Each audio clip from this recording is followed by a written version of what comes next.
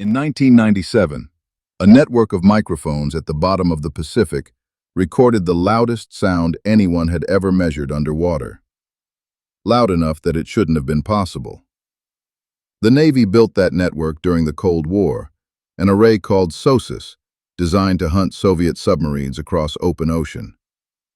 Thousands of miles of undersea cable, sensitive enough to isolate one engine hum from an entire hemisphere of noise.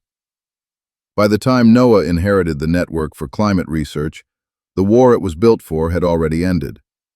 Nobody expected to use Cold War hardware to catch something new. But on one ordinary day in 1997, every autonomous listening station in the equatorial Pacific picked up the same signal at the same moment. Scientists ran it against everything in their catalog. Every ship engine, every known whale call, every seismic event on file.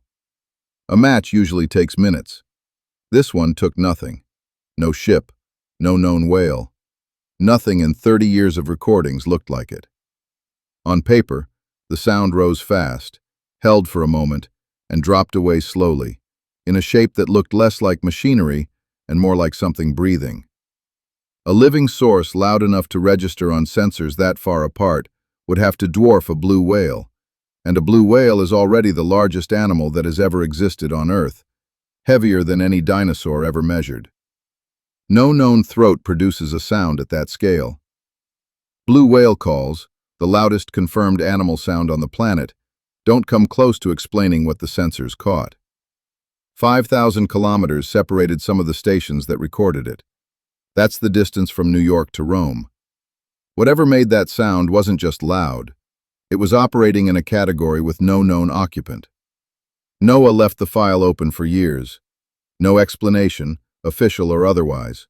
Just a waveform on a page, and a nickname a researcher gave it as a joke that stuck. The Bloop. It sat quietly in a government archive until people found it online, and it became one of the internet's first real ocean mysteries. Subscribe now, because the part where the official explanation stops adding up is next. Eventually, NOAA offered an answer. An icequake. Antarctic ice fracturing under its own weight, grinding against the seafloor thousands of miles from where the sound was actually heard. In the years since, hydrophones have recorded dozens of icequakes producing a nearly identical shape on the page, the same rise, the same fall, the same signature. None of them came close to the Bloop's volume.